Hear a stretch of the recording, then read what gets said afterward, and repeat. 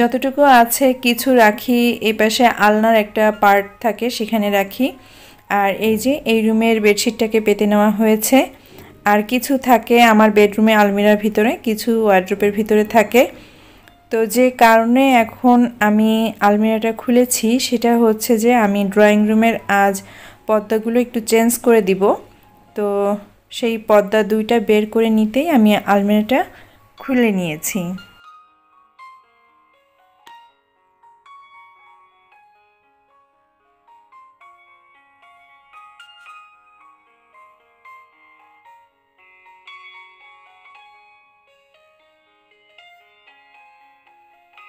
তো পর্দাগুলো এখন আমি ড্রয়িং রুমে দিয়ে দিচ্ছি।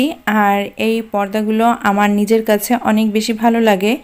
আর ভালো লাগাটার কারণ হচ্ছে এই পর্দাগুলো বেশ কালারফুল। আরেকটা বড় কারণ হচ্ছে যে সস্তার ভিতরে পর্দাগুলো কিন্তু বেশ ভালোই। এই পর্দাগুলো খুব বেশি দাম না, এক একটা পিস হয়তো বা 250 কারো কাছ থেকে নিতে পারে অথবা 300 কারো কাছ থেকে নিতে পারে। তো আমি দুইটা পর্দা নিয়েছিলাম 500 টাকা দিয়ে। তো গরমের সময় আমার প্রত্যেকটা রুমে কিন্তু অনেক আলো বাতাস আসে।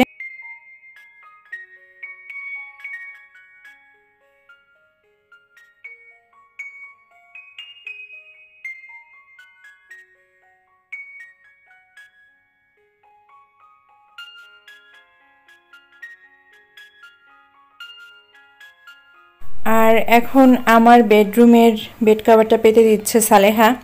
তো এখন আসলে আমি অনেক কাজই করতে পারি না আমার ব্যাক পেইনের কারণে। তো লাস্ট ইয়ার আমার অপারেশনটা হওয়ার পরে আমার শারীরিক অসুস্থতা যেন আরও বেশি বেড়েই চলেছে। তো ব্যাক পেইনটাও ইদানিং এত বেশি হয়েছে, আসলে আমি নিচু হয়ে বা কোমরটাকে একটু নিচু করে যে কোনো কাজ করব আসলে এরকম খুব কম পারি। তো ও তো ওই পাশ থেকে বেডটা গুছিয়ে নিচ্ছে, আর আমি সকালের চাটা এখনও খাইনি, তো সকালের চাটা খেয়ে নিচ্ছি।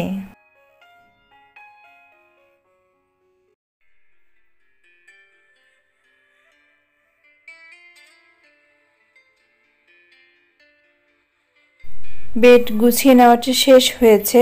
আর বরাবরের মতো আমার প্রিয় মুখগুলোর কাছে একটাই কথা বলতে চাই যে ব্লগের কোথাও কোনো অংশ যদি ভালো লেগে যায় তাহলে প্লিজ একটা লাইক দিয়ে দিবেন। আপনাদের একটা লাইকই পারে কিন্তু আরও অসংখ্য বন্ধুদের মাঝে আমার এই ব্লগগুলিকে পৌঁছে দিতে। আর যদি চ্যানেলে নতুন হয়ে থাকেন, প্রথমবারের মতো ভিজিট করেন, তো আশা রাখছি যে প্লিজ সাবস্ক্রাইব করে নেবেন। আর পাশে থাকা যে ঘন্টার মতো বেল আইকনটা রয়েছে সেখান থেকে অল অপশনটা সিলেক্ট করে দিলে আপনাদের ফোনের নোটিফিকেশনে আমার চ্যানেলের নতুন ব্লগগুলো পৌঁছে যাবে, আপনি চাইলেই দেখে নিতে পারবেন।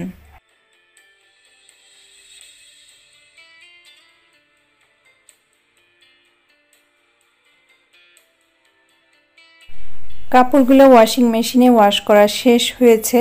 আর আমিও দুপুরবেলা রান্না করব, তো সেজন্য কিছু হাতের টুকিটাকি কাজও গুছিয়ে শেষ করে নিয়েছি। তো বাবুদেরকে একটু দূর থেকে দেখে নিচ্ছি যে ওরা কী করছে। তো এখন চলে এসেছি রান্না করতে।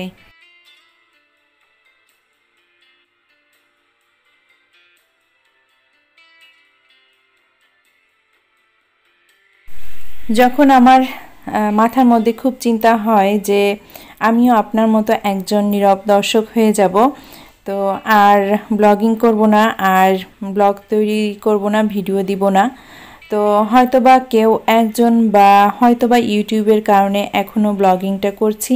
আর খুব ভালো লাগা থেকেই আর আপনাদের ভালোবাসা নিয়ে এখনও ব্লগগুলো আপনাদের মাঝে শেয়ার করার চেষ্টা করছি।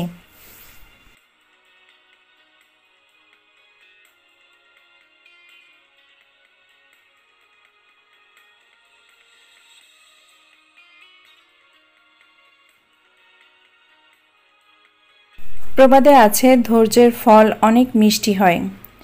তো সেই প্রবাদ বাক্যটাও আমার জীবনে কোথাও না কোথাও একটুখানি মিলে গেছে বিধায় আজও আমি ব্লগটা আপনাদের মাঝে শেয়ার করছি। তো আজ মনটা অনেক ভালো,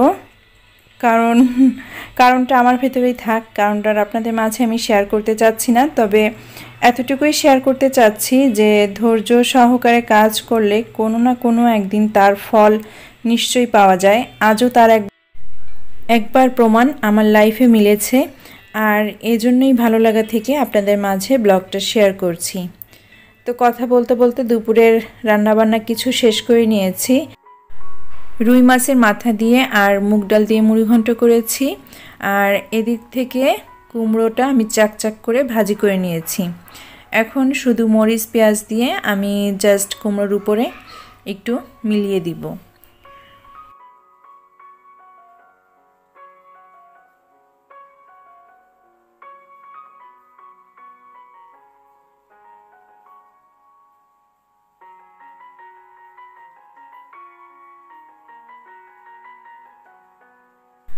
তো দুপুরে যে খাবারগুলো থাকছে আমাদের খাবার মেনুতে সেগুলো হচ্ছে মাছের মাথার মুড়িঘণ্ট, মসুরের ডাল, পাতলা ডাল আর হচ্ছে মিষ্টি কুমড়ো ভাজি। তো এই ছিল দুপুরবেলার খাবার। আর বাচ্চাদেরকে খাইয়ে দেওয়া হয়েছে আগেই। পায়ে একটু ব্যথা পাইছো?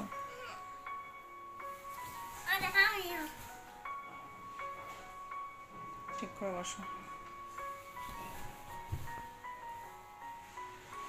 দুষ্টু করবার মনে থাকবে?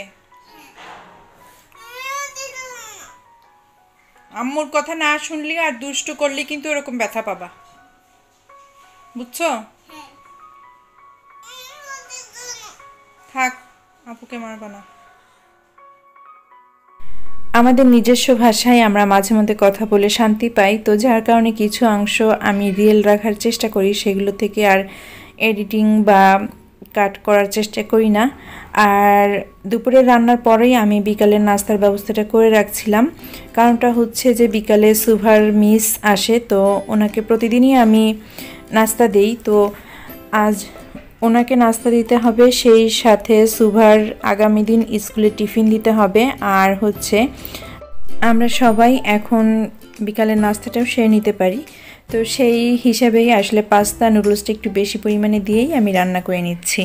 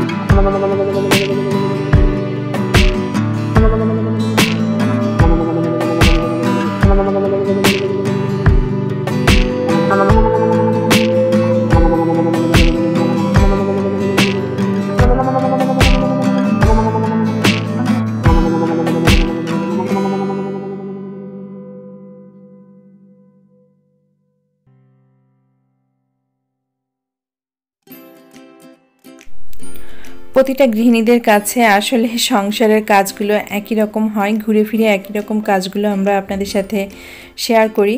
তো খারাপ লাগলে অবশ্যই জানাবেন যে কোথায় খারাপ লাগছে আপনাদের। তো এই বালিশের কাভারগুলো ভরে নিলেই আমার কাজ মোটামুটি শেষ হয়ে যাবে। আর জায়গার কাপড় জায়গায় আমি আবার রেখে দিব।